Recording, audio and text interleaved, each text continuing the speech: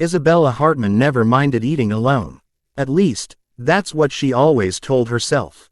The clink of glasses, the quiet murmur of conversations, and the faint violin music playing in the corner of Bellagio's, her favorite upscale Italian restaurant, should have been comforting.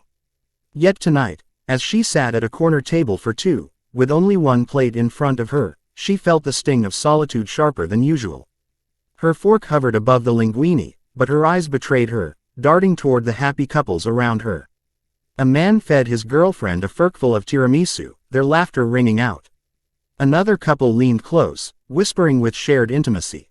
Isabella's chest tightened. She wasn't lonely, not exactly. She had her work, her routines, and her books. But tonight was her birthday. 29. She had planned to treat herself, maybe order dessert, and remind herself that being single wasn't the end of the world. She had just raised her wineglass when it happened. A shadow fell across her table. "Pretend I'm your boyfriend," a low voice whispered against her ear. Isabella's hand froze midair. The glass trembled between her fingers. Her head whipped around, heart lurching. A man stood there, tall, broad-shouldered, impeccably dressed in a dark suit. His tie was loosened as if he had left an important meeting. A strand of dark hair fell across his forehead, making his sharp blue eyes stand out even more. For a moment, Isabella's mind went blank. "Excuse me," she breathed. He pressed a finger to his lips, eyes darting across the restaurant. "Please, just go along with it." Isabella blinked. I don't even know you. Neither does the man who's been staring at you for the last 10 minutes. His voice was calm but edged with tension. He didn't sit. He slid smoothly into the empty chair opposite her, like he belonged there. His hand reached across the table and brushed hers lightly, as though they were already a couple. Isabella's pulse spiked. She followed his gaze discreetly. Near the bar, a heavy-set man in a leather jacket sat hunched over a whiskey glass. His eyes, cold and calculating, were fixed on her. When their gazes met, a chill ran down her spine. Her throat tightened. "Do you know him?" she whispered. The stranger shook his head once. "Not personally, but I know his type. Dangerous." He leaned closer, lowering his voice. "Just trust me. Smile like I just said something charming." Isabella's instinct screamed at her to protest, to push this stranger away. But then she remembered the way the man at the bar had been watching her, even before she'd noticed. A prickle of unease crawled across her skin. So she forced a smile, lifting her wineglass. "You're late," she said, improvising, her voice just a little too high-pitched. The stranger chuckled, playing along. "Traffic. You know how it is." He lifted her hand and kissed her knuckles softly, his lips warm against her skin. The act was convincing, too convincing. Isabella's breath caught. The man at the bar scowled. His jaw clenched as he downed the rest of his whiskey. "Good," the stranger whispered, still holding her hand. "He's buying it, for now." The stranger. They ate in silence for a few moments, Isabella trying to calm her racing heart while the man across from her seemed perfectly at ease. His movements were controlled, deliberate, like someone who was used to improvising under pressure. Finally, she found her voice. "Who are you?" He looked up, the corner of his mouth twitching in the ghost of a smile. "Adrian Blackwood." The name carried weight, like it belonged to someone important. "I'm Isabella," she murmured cautiously. "And you're just, what? My guardian angel for the night." Adrian tilted his head. "Something like that." He cut a piece of bread, spread butter, and placed it on her plate as if they'd been dining together for years. Isabella frowned. "This is insane. Why would someone be watching me? I don't even know him." "You're sure about that?" Adrian's gaze was sharp. "Sometimes, danger finds us even when we don't go looking for it."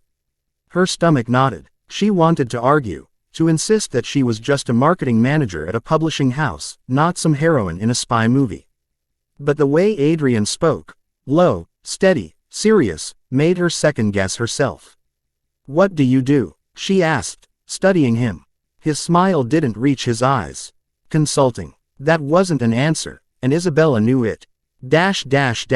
The Watcher. Adrian's hand brushed against hers again, a subtle gesture that made her heart flutter in spite of the circumstances. He leaned forward as if whispering something sweet to a lover, but his words were anything but romantic.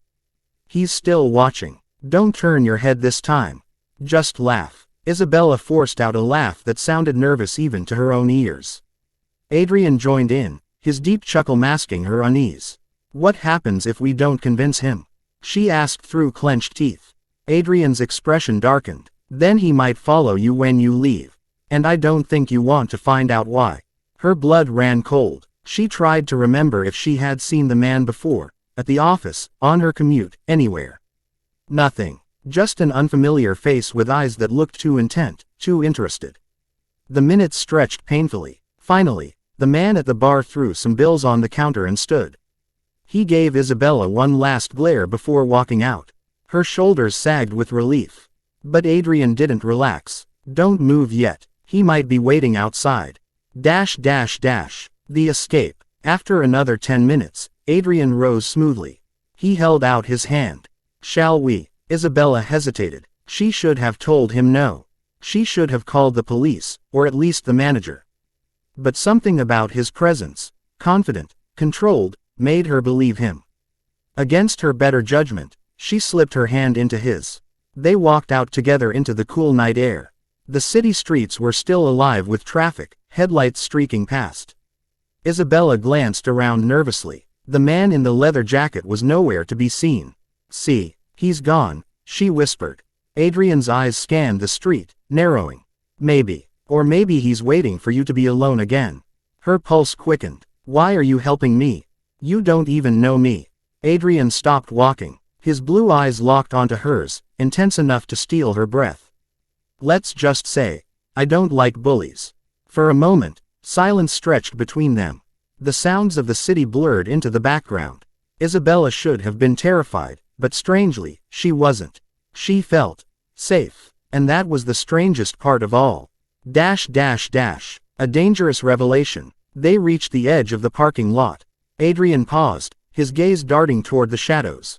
He swore under his breath. What? Isabella asked, panicked. He's here, Adrian muttered. Before she could react, a black SUV pulled out from the curb, its headlights glaring. The window rolled down just enough for her to see the same man's face, his lips curled into a cruel smile. Isabella gasped, stepping back instinctively. Adrian moved in front of her, his body shielding hers. His jaw clenched as he watched the SUV crawl past. The man inside tapped 2 fingers against the steering wheel, almost like a warning, before driving off into the night.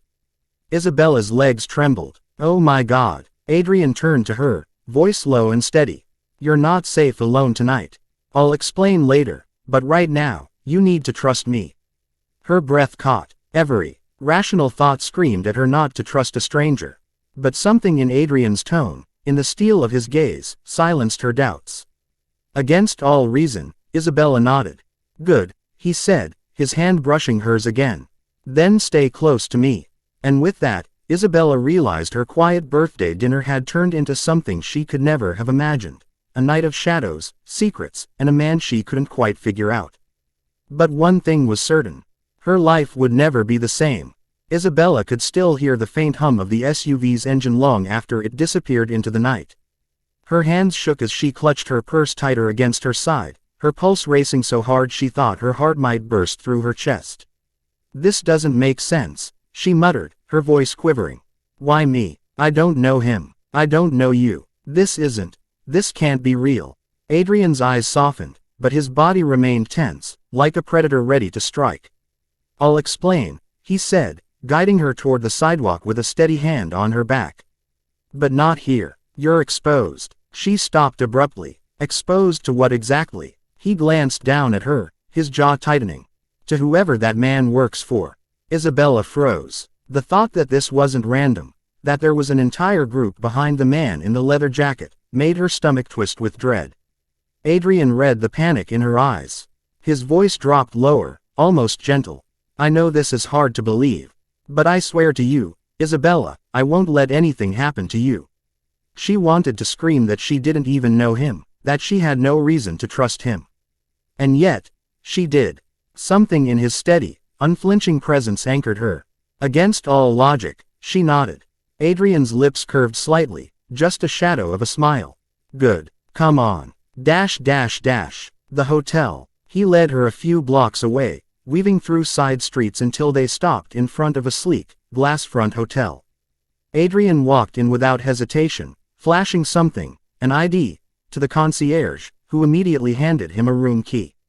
Wait, Isabella balked. We're staying here, together. He arched an eyebrow. Would you rather I leave you alone, outside, where that SUV could circle back any minute? Her protest died in her throat. She followed him inside. The elevator ride was silent except for the hum of cables and the pounding of her heart. Adrian stood tall beside her, his reflection sharp in the mirrored walls. He didn't look at her once, but his presence filled every inch of the space. Inside the suite, Isabella sank into an armchair, finally exhaling. Okay, she said, her voice firmer. No more cryptic half-answers. Tell me who you really are. Adrian loosened his tie, sighing as though he'd been carrying the weight of the world on his shoulders. He poured 2 glasses of water from the minibar and handed one to her before sitting across the room. My name is Adrian Blackwood, he began. I work off the books. Sometimes for private security firms, sometimes directly with federal agencies. The man who was watching you tonight, his name is Victor Dane. Isabella's brow furrowed. I've never heard of him. You wouldn't have, Adrian said grimly. But I have. He runs a smuggling operation. Arms, drugs, information. If he has eyes on you, it's for a reason. Her skin prickled. But I'm just me. I don't know anything. I don't have anything. Adrian leaned forward, his gaze piercing. You're sure? Nothing unusual at work. No projects, no documents, no new clients that seemed off. She thought hard. At first, nothing came. But then, her stomach sank. Wait, last week my boss asked me to proofread a draft report from a new publishing client. It was strange, dense, full of numbers and codes I didn't understand. I just assumed it was a business proposal. Adrian cursed under his breath. It wasn't a proposal. It was a cover. Her blood turned cold. The threat. The knock on the door made Isabella jump. Adrian was on his feet instantly, pulling a gun from the holster hidden under his jacket. Stay back, he whispered. The knock came again, louder this time. Then a voice. Room service. But they hadn't ordered anything. Adrian motioned for her to move behind the bed. Isabella scrambled, her heart pounding so loudly she could barely hear anything else. The door burst open. 2 men in black stormed inside, their faces hard, their movements precise. Adrian fired. 1 shot, then another. 1 man went down with a groan, clutching his leg. The other lunged at Adrian, tackling him to the ground. Isabella screamed. The gun slid across the floor, landing near her feet. Her hands trembled as she looked at it. She had never touched a gun in her life. But Adrian was struggling, his opponent's hands closing around his throat. Without thinking, Isabella grabbed the weapon. Don't move, she cried, her voice shaking but loud. The man froze, eyes flicking to her. Adrian took the opening, slamming his fist into the man's jaw. He collapsed, unconscious. Adrian rose, breathing hard. He turned to Isabella, his gaze softening when he saw the gun in her hands. You did good, he murmured, gently taking it from her trembling grip. She blinked rapidly, trying to process what had just happened. They were here for me. Adrian nodded grimly. And they won't stop. The chase. They fled the hotel within minutes, slipping out a back exit into the darkened streets. Adrian kept her close, one arm around her shoulders as they moved quickly toward a waiting car. But as soon as he opened the driver's side door, headlights blazed. Another SUV screeched into view, blocking their path. Victor Dane stepped out. He was taller than she remembered, with scars cutting across his face and cold eyes that made her skin crawl. He smiled. Slow, deliberate, cruel. Miss Hartman, he said in a voice like gravel. You have something that belongs to me. Adrian positioned himself in front of her. She doesn't have anything. Victor's smile widened. Then why protect her so fiercely, Mr. Blackwood? The tension was electric. Isabella's breath came in short gasps. She wanted to run, but her legs felt frozen. Adrian's voice was steel. Walk away, Victor. Victor chuckled darkly. You know I can't do that. He snapped his fingers. More men spilled from the SUV, circling them. Adrian pulled his gun. Stay behind me, he whispered to Isabella. Chaos erupted. Adrian moved like a soldier, swift and precise, firing at the men who rushed them. Isabella ducked behind the car, covering her head as bullets cracked through the night. She could hear Adrian grunting, fighting, the thud of fists, the shattering of glass. Then, silence. She peeked out, hard hammering. Adrian stood, chest heaving, gun trained on Victor, who was on his knees. You think this ends with me? Victor sneered. You're a fool, Blackwood. There will be others. There will always be others. Adrian's jaw clenched. His finger hovered on the trigger. Adrian, Isabella whispered, stepping forward despite herself. Don't. He turned, eyes blazing. If you kill him, you'll be no better than he is, she pleaded. Her voice cracked. Please. For me. Adrian's chest rose and fell with each ragged breath. For a long, terrible moment, she thought he might pull the trigger anyway. But then he lowered the gun. Victor's sneer faltered. Within minutes, sirens wailed in the distance. Adrian grabbed Isabella's hand and pulled her away as police cars swarmed the scene. The morning after. The dawn light spilled through the curtains of another hotel suite, this one secured and guarded. Isabella sat on the edge of the bed, staring out at the city below. Everything that had happened felt like a fever dream: the whisper at dinner, the chase, the fight, Victor's arrest. Adrian appeared beside her, his presence grounding her once again. He looked exhausted, but his eyes softened when they met hers. You saved me, she whispered. You saved me too, he replied quietly. Her heart thudded. For a moment, the weight of everything else, danger, fear, uncertainty, faded. There was only the two of them, sitting in the early morning light, bound by a night they would never forget. Isabella reached for his hand, her fingers brushing his. Adrian clasped it gently, almost reverently. Adrian, she whispered. Yes. She swallowed hard, her cheeks warming. What happens now? He studied her for a long moment, then smiled, genuine this time, soft and unguarded. Now, I stop pretending. Before she could respond, his lips were on hers, warm, steady, full of all the things they couldn't say aloud. And for the first time in a long time, Isabella felt safe. Not because danger was gone, it wasn't, but because she wasn't facing it alone anymore.